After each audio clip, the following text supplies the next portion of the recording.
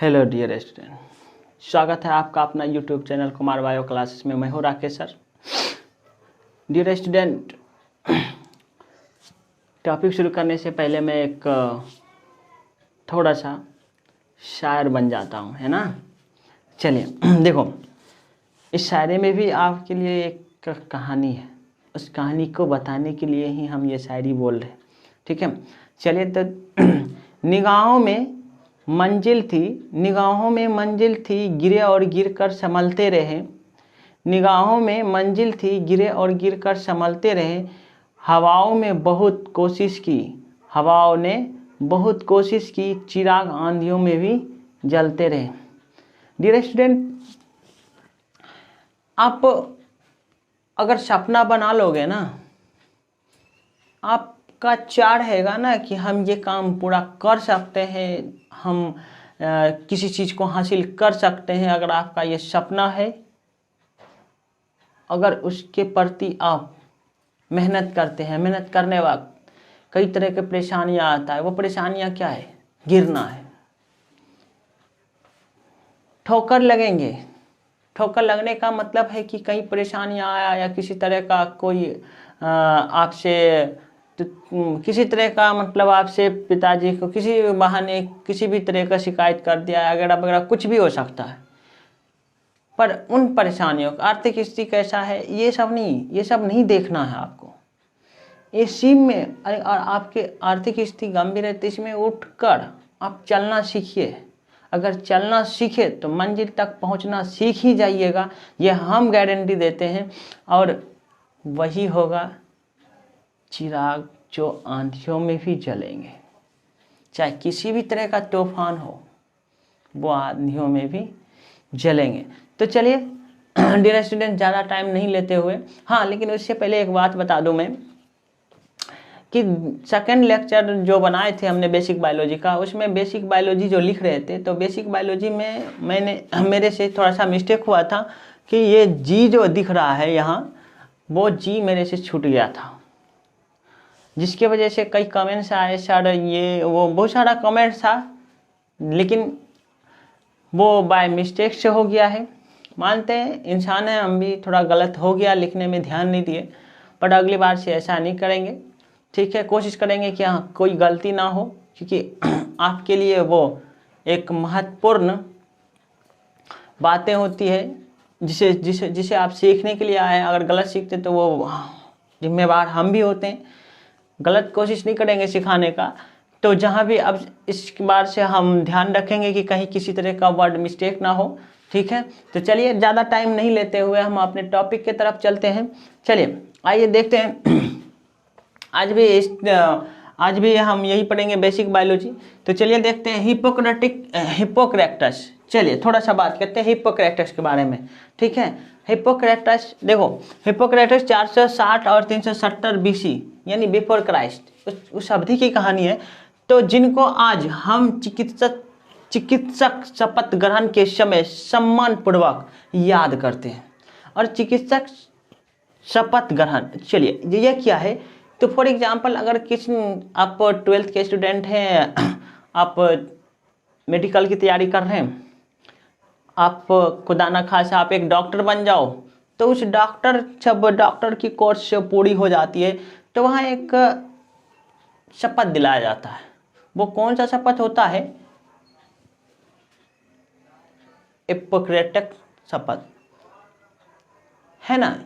ये भी शपथ दिलाया जाता है वहाँ, इंग्लिश में हिप्पोक्रेटिक वोथ कहते हैं। तो ये शपथ दिलाया जाता है उनको, ठीक है। चलिए, तो ये शपथ में यही होता है कि डॉक्टर किसी भी परिस्थिति में अगर कोई मरीज है या किसी परेशानी में है तो उसको हमेशा 24 घंटा आप उसके प्रति हमेशा अग्रसर रहें, उसका देख रेख करें। जब कभी भी आपको मतलब इंसान मरीज और डॉक्टर के बीच में ज़्यादा से ज़्यादा संबंध बना रहे, यानी कहने का मतलब उस शपथ में किसी भी परिस्थिति में आपको उसको देखने जाना है ना। गरीब है उनका मदद करेंगे, ये सब होता है उस शपथ में। चलिए देखते हैं हिप्पोक्रेटस को औषधि का जनक मानते हैं, है ना। औषधि का जनक मानते हैं किसे? हिप्पोक्रेटस को। यानी औषधि का जनक किसे कहते हैं? हिप्पोक्रेटस को, है ना। चलिए, हिप्पोक्रेटस ने जंतुओं को 4 वृत्त समूहों में बांट दिया था। हिप्पोक्रेटस ने जंतुओं को 4 वृत्त समूहों में, मानी बड़े बड़े समूह में बांट दिए थे।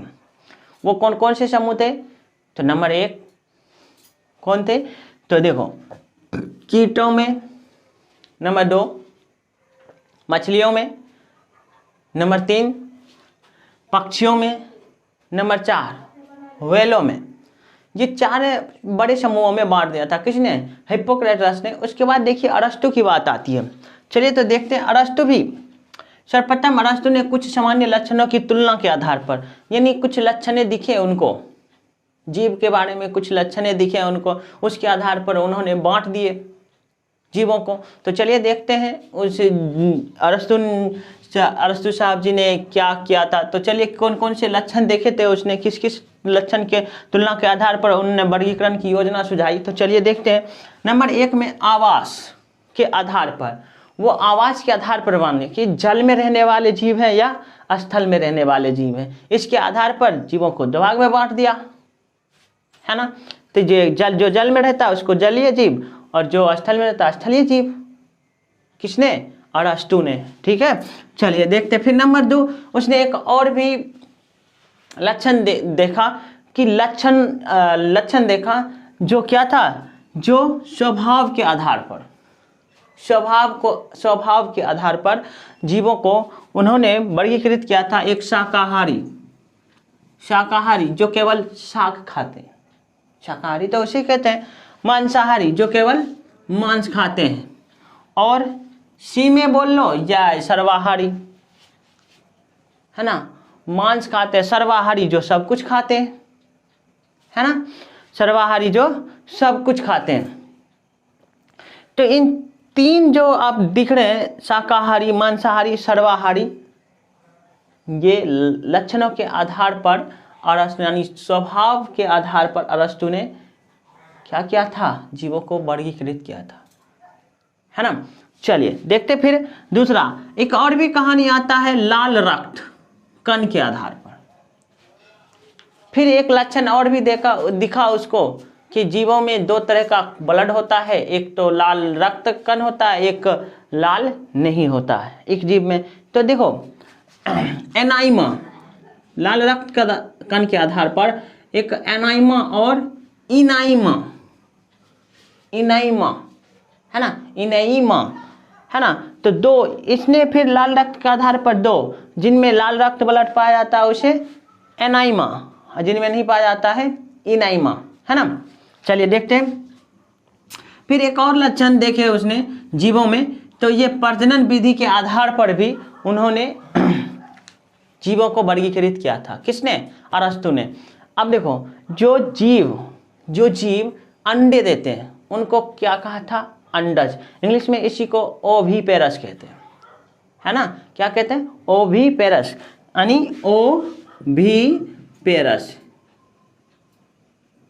ठीक है, ओविपेरस कहते हैं किसको? जो जीव अंडे देते हैं, है ना, अंडे देते हैं उसे क्या कहते हैं? ओविपेरस, यानी अंडज। अब देखो एक और होता है पिंडज। देखो पिंडज क्या होता है? जो जीवों को जन्म देते हैं, है ना। अब उसमें जनन के आधार पर तो अंडज और पिंडज, है ना, ओविपेरस, अंडज, पिंडज, विविपेरस, है ना, विविपेरस,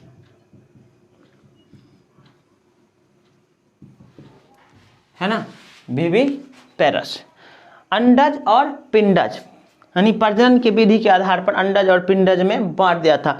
तो चलिए अरस्तु को ही जीव विज्ञान के जनक कहते हैं, यानी पिता, है ना, जीव विज्ञान के पिता कहते हैं।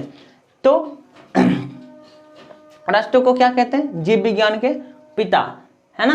क्योंकि याद करो पहला लेक्चर में हमने बोल दिया था कि यानी विज्ञान को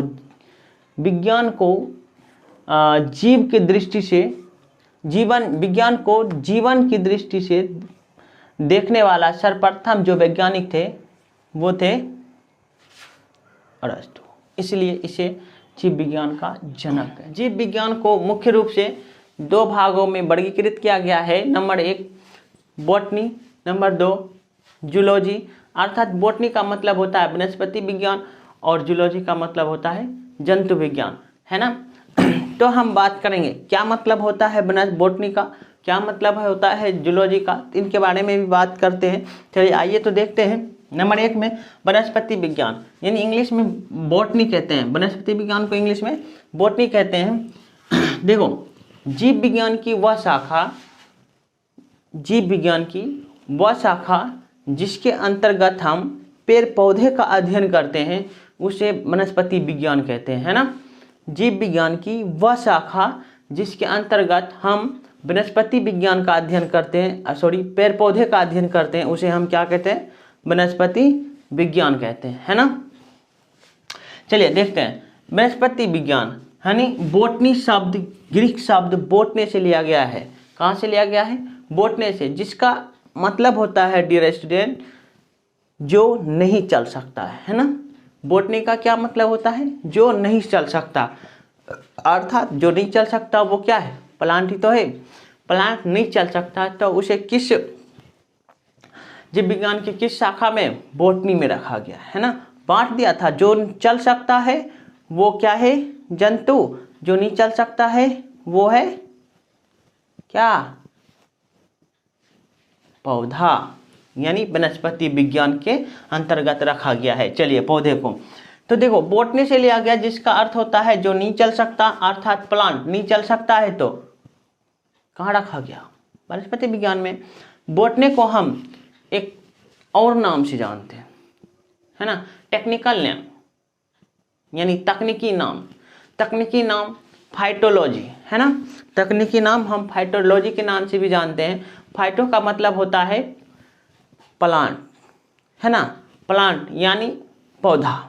फाइटो का मतलब पौधा यानी देखो प्लांट। लॉजी का मतलब लोगोस, जिसका मतलब होता है स्टडी, अर्थात अध्ययन करना, है ना। आप तो जान ही रहे हैं स्टडी का मतलब अध्ययन करना, तो फाइटोलॉजी। तो आप कह सकते हैं, कोई पूछे आपसे कि फाइटोलॉजी क्या है, तो आप कह सकते हैं जिसमें प्लांटों का अध्ययन किया जाता है उसे हम क्या कहते हैं, फाइटोलॉजी, है ना। चलिए देखते हैं। थियोफ्रेस्टस को हम वनस्पति विज्ञान के पिता कहते हैं, है ना। क्यों कहते हैं भाई, क्योंकि इन्होंने वनस्पति में जितने भी पेड़ पौधे हैं उनको 4 कोटियों में बांट दिया था। किसने, थियोफ्रेस्टस ने। देखते हैं कौन कौन। नंबर 1 झाड़ियां, क्या है, झाड़ियां, है ना। नंबर 2 निम्न झाड़ियां,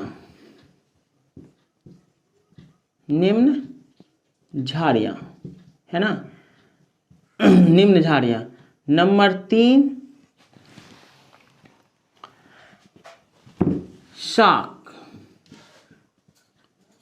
शाकीय पौधा, या शाक कह सकते हो, शाकीय पौधा, है ना। नंबर 4 झाड़ियां, निम्न झाड़ियां, शाकीय पौधा। नंबर 4 में आपका है वृक्ष। ये 4 कोटियों में बांट दिया था किसने, थियोफ्रेस्टस ने प्लांटों को, है ना। चलिए तो अब देखो, इसलिए थियोफ्रेस्टस को हम वनस्पति विज्ञान के पिता कहते हैं। ये अरस्तु का शिष्य था, ये सबसे महत्वपूर्ण बात, ये अरस्तु का शिष्य था। और देखो अरस्तु यूनिवर्सिटी के प्रोफेसर थे। कौन सी यूनिवर्सिटी, हार्वर्ड यूनिवर्सिटी, है ना, हार्वर्ड यूनिवर्सिटी के प्रोफेसर थे, है ना। अब उसी में ये पढ़ रहे थे, कौन, थियोफ्रेस्टस, और उसके शिष्य थे। और ये इसको बोटनी के क्षेत्र में, अर्थात पेड़ पौधे के बारे में जानकारी प्राप्त करना बहुत लगनशील से, यानी उसके प्रति बहुत मेहनत से काम करते थे और जानकारी प्राप्त करते थे, है ना। रुचि था इनको मतलब पेड़ पौधे के बारे में जानना इनका रुचि था, है ना। तो चलिए देखते हैं क्या अब देखो, ये ग्रीक वनस्पति शास्त्री थे जिन्होंने चिकित्सा शास्त्र के क्षेत्र में 250 क्या है 250 पौधे और खाद्य मूल्य के क्षेत्र में 500 प्लांट का जिक्र किया गया। ठीक है डियर स्टूडेंट, इसके द्वारा सबसे प्रसिद्ध, इसके द्वारा किसके द्वारा, थियोफ्रेस्टस के द्वारा लिखा गया सबसे प्रसिद्ध बुक था हिस्टोरिका प्लांटेरम, है ना। कौन सा बुक, हिस्टोरिका प्लांटेरम, मेरे साथ एक बार बोलो, हिस्टोरिका प्लांटेरम, है ना, हिस्टोरिका प्लांटेरम। ये लिखा क्या किसके द्वारा, थियोफ्रेस्टस के द्वारा। डियर स्टूडेंट, उम्मीद करता हूँ कि आपको बहुत अच्छे तरीक़े से समझ में आया होगा। अगर नहीं समझ में आता है तो कमेंट जरूर करें, लाइक करें, कमेंट तो करें ही करें, क्योंकि कहीं भी कमियां दिखता है तो हमें कमेंट करें, है ना। अगर अच्छा लगता है तो शेयर भी करें, है ना, क्योंकि बड़ी मेहनत से बनाते हैं, है ना। हर एक पॉइंट को ढूंढ के इकट्ठा करके तब बनाते हैं। कहीं परेशानी आए तो ज़रूर कमेंट करें। तो डियर स्टूडेंट, मैं आपसे एक बात पूछ लूँ, आपने होली मनाया होगा बहुत अच्छे से, क्यों, क्योंकि हमने भी मनाया है, देखो मेरा हाथ रंगे रंगे, है ना। तो आप उम्मीद करते हैं कि आप बहुत अच्छे से सेफ्टी में इस कोरोना काल में, क्योंकि फिर से एक बार चल पड़ा है कोरोना, इन सबों को नहीं कम से कम मास्क लगा के जरूर चला करो। मैं इतना करूँ क्योंकि ये मेरा व्यक्तित्व सोच है कि मास्क जरूर लगाओ, क्योंकि रोड पर बहुत सारे अगर चलते हैं सड़क पर तो सड़क के बगल किनारे या कोई बाइक से चलते हैं तो ये सब धूल कण बहुत सारे उड़ते रहते हैं, कम से कम उससे तो बचाव होता है ना। आप बहुत सारे रिंग समझ रहे हैं कोरोना ऐसे हवा उवा है, तो इसको इससे रिस्क मत लो, ठीक है, रिस्क इससे मत लो, क्योंकि कहीं भी किसी भी तरह का कण आपके शरीर से टकरा सकता है, जिसकी वजह से आप बीमार पड़ सकते हैं। इसलिए मास्क जरूर लगाएं, है ना। तो आज का लेक्चर यहीं तक, तब तक के लिए जय हिंद, जय भारत, थैंक यू।